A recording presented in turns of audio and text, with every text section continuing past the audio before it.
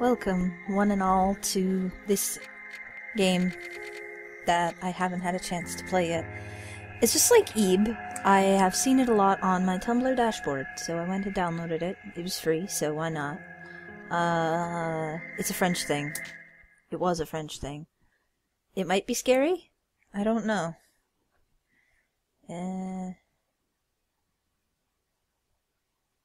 No, sounds good. I'm good. It is possible that certain scenes in this game are shocking to an unwarned public, or maybe not.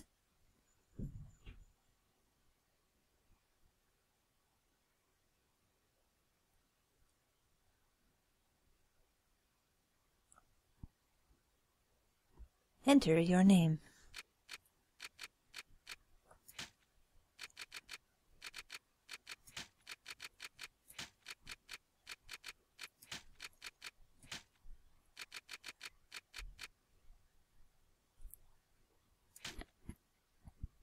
What are we playing, Pokemon? Sure. We are playing Pokemon. Alright. Welcome. You have been assigned to a being called the Batter. The Batter has an important mission. Be sure that it's accomplished. We will let you out in Zone 0. Good luck.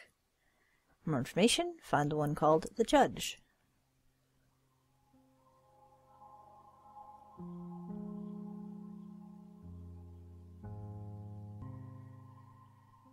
It might be a turn-based RPG type thing? I don't know. To move my body, use the arrow keys on your keyboard.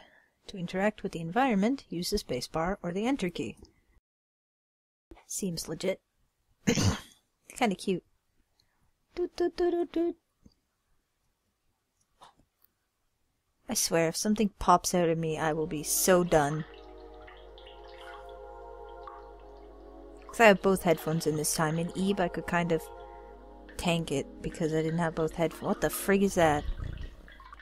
Are you a cat? There cannot be any other living beings in Zone 0, so I must assume that you are only a mere figment of my imagination. Nevertheless, I will introduce myself. I am the Judge, and I am aching to know your name, dear illusory interlocutor. I am the Batter. I've been assigned to a sacred mission. It is a pleasure. However, it is not the puppet I was addressing, but the puppeteer controlling it. What is your name, dear puppeteer? Her name is Sarah. She can't talk to us, but I can read your voices. However, she can hear and see everything. Even though you two are but an inexistent apparition in my eyes, let it be said that I am delighted to meet you as well, dear Sarah. I believe we're in need of your services.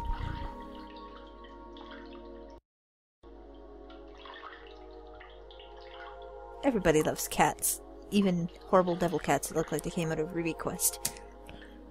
We rub ourselves against their legs and purr in the most insistent manner. They adore that. I'm not talking about that kind of help.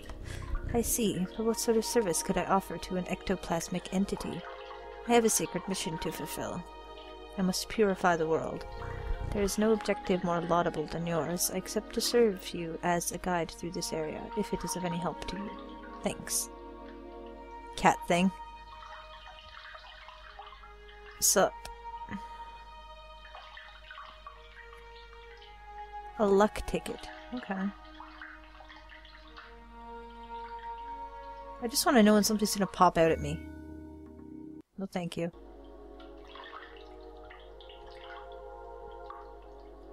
Cat thing. Allow me to confess that I find you quite tangible for a phantasmagorial being. Might you in fact be a creature of flesh and blood? I think so, yes. So I have been mistaken from the beginning. You did not even interrupt me in my deluded phantasms. This is relatively bizarre, I must say, for you are the first living being I was given a chance to encounter in this lieu. I had in fact concluded that Zone 0 was an empty land. Obviously I was misled. However, there exist other zones, and in those territories the risk of hostile individuals attacking you in the most violent manner is quite high. Your sacred mission will likely lead you into these lands. Would you like me to teach you the art of violent confrontation? Yes, I would like a combat tutorial. Fight me, cat thing. This here is the battle screen. As you can observe, you will find yourself placed at the right-hand side of the screen. Your opponent, however, in this case yours truly, will be located on the left, the correct place for a single combat. At the beginning of combat, you will be confronted with a choice. You have to decide whether to attack, auto, or flee. Attack naturally permits you to engage the fight in the classical fashion. If auto is your decision, the computer will make the strategic choices in your place, making you simply the spectator. Finally, flee, as its name indicates, is the option of the coward. I deport this alternative. But now it is time for the offense. Choose attack, select the batter, then choose attack anew to off me with your bat. Do not utilize the auto function. The computer will not hold back, and I would take the risk of dying, taking my secrets with me to the grave. Don't want to kill the cat thing.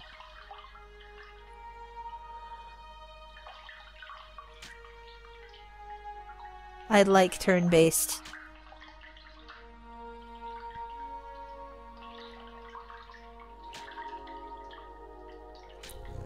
Excellent, my dear sportive companion. You must consider the fact that the batters and the enemy's levels determine the impact of your assaults. It is possible that you or your adversaries could avoid the barrage of attacks that you will throw at each other with slyness. On occasion, your cast iron will get you a critical hit, which will cause teeth to fly in heaps. But let us move on, if you are willing to. You may have noticed that when you chose attack for the first time after you selected the batter, a new window opened itself at the lower right-hand side of the screen. There you have the choice between 4 new options. Attack leads to a soul strike against a likewise soul adversary. Competence permits you to use one of your special skills. Objects will grant you access to the items you are currently carrying. Finally, you have yet again the opportunity to flee, but remember, solely the batter is responsible for that option in his personal menu. How about trying to utilize an object? Take this luck ticket and use it on the batter's person with gratitude.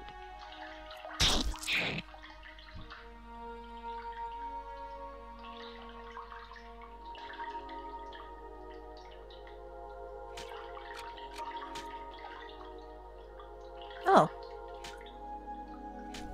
Impeccable. Your mastery of battle borders on brilliancy, my dear. But there is one thing we have not yet addressed. I am, of course, talking about competences. They are generally, in layman's terms, special moves. They can trigger surprising effects. They may induce a resurgence of health points, or may be in and of themselves powerful attacks. Nevertheless, know this: any use of competences leads to consumption of competence points.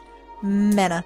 So I ask that you use these skills sparingly. Once your mana points are completely consumed, it will be impossible to carry out heavy assaults, and if you happen to cross swords with a tougher opponent before being able to get some more mana points, which I'm going to keep saying, victory will be uncertain. But try it right away. Choose competence and try using the wide angle, which will allow you to analyze your enemy. Oop.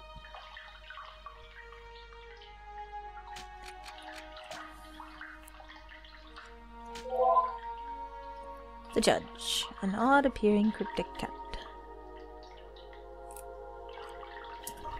Hey, you now know not only all about me, but also about the art of combat. About the wide angle, note that its analysis will always be based on the start of the battle. Thus it may accidentally analyze adversaries you have already knocked out for a long time. The confrontation ends, theoretically, when the health points of your team or all of your opponents fall to 0. Take good care of your health, and if you want a successful career in purification. From now on, you will be ready to crush all impure obstacles that get in your luminous mission's way. Well, supposing your intelligence is on the same level with your undeniable capability of dealing bat blows to an innocent cat. Be it as it may, your training has not reached its end yet. Let me ask you to follow me if you still want me as your guide. I like turn-based strategy games. Oh dear, what's going on? Should I be concerned, good Sir Cat? Ah yes, to pass through here you need to use your cerebral organ. You know, the one bathing flabbily in your tired cranium?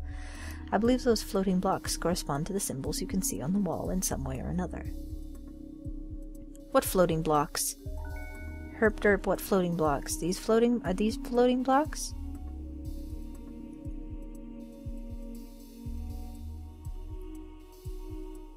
What on earth is going on?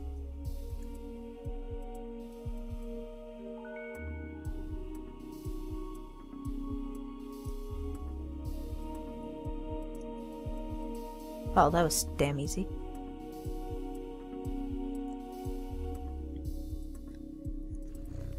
our problem, my dear pictorial heroes. I am not your janitor. I cannot do everything for you. Nonetheless, may I dare to suggest you wage activating certain ones of these strange floating blocks more than one time if required. So come, solve this intriguing puzzle for me, and quickly, if you please. I wish to rejoin the ground floor as soon as possible. Damn, that can't be creepy. What on earth is this symbol?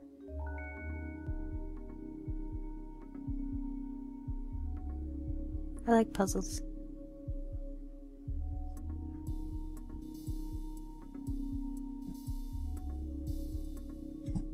It's supposed to be an 8?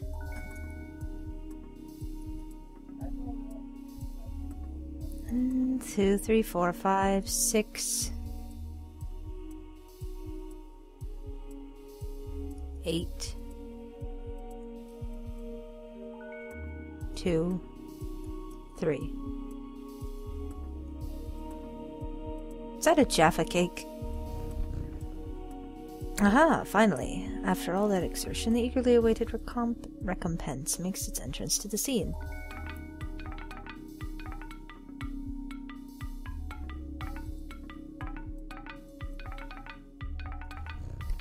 Crunch nom nom crunch.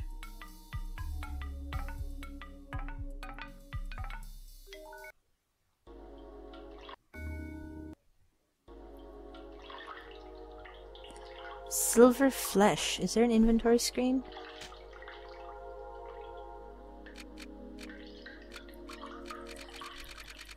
I'm sorry, I'm excited. I love these kinds of games. It's impossible to get around this obstacle. Cat thing. Yo, cat thing.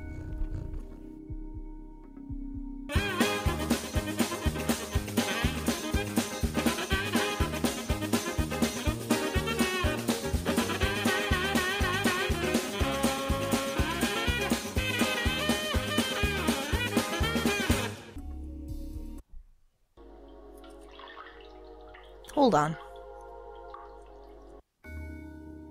Wow. Okay, yeah, see. 448287. Was that a 3? Or a C? See, I didn't even realize that was there, but I managed to figure out most of it just by sheer trial and error.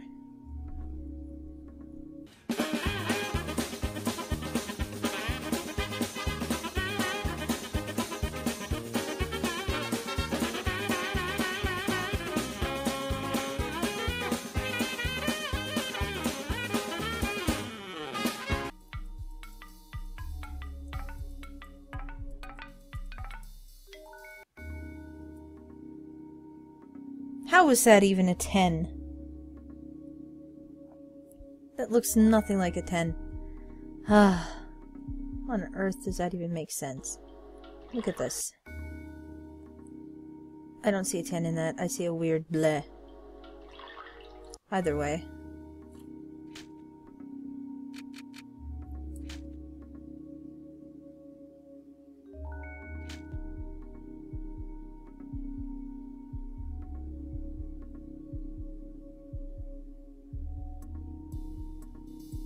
It's gonna be good.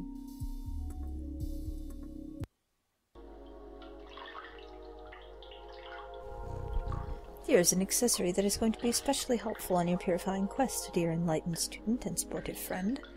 It is a cube, hovering in midair, as you have likely noticed. Nevertheless, you will be able to differentiate it from similar ones by the contrast of bad taste it imposes on your view of its clashing color, defying any sensible course of plastic arts. What? However, do not judge it too quickly, because despite its criticizable appearance, this red cube is of undeniable use. Aside from rendering you the entirety of your health and competence points, it is capable of saving your progress and sending you to the nothingness. The nothingness is a lieu of transition outside of space itself, where you can travel to from one point to another at the speed of light. I now invite you to try it out, in order to discover locations more populous than this deserted land. Open your wings, my dear companion, and hurry away towards the following zones without hesitation. Your only enemy is the fear that will grab you. Okay. Do not worry, I do travel a lot through the different zones of the world. We will newly meet one another eventually, without a doubt. Ah, by the by, take this. This object of curious name will be the key that permits you to enter Zone 1. Have it clarified that you can at any time consult your inventory and characteristics by pressing the escape key. The Leo card. Go ahead, I'm inviting you to try using the floating cube right behind you.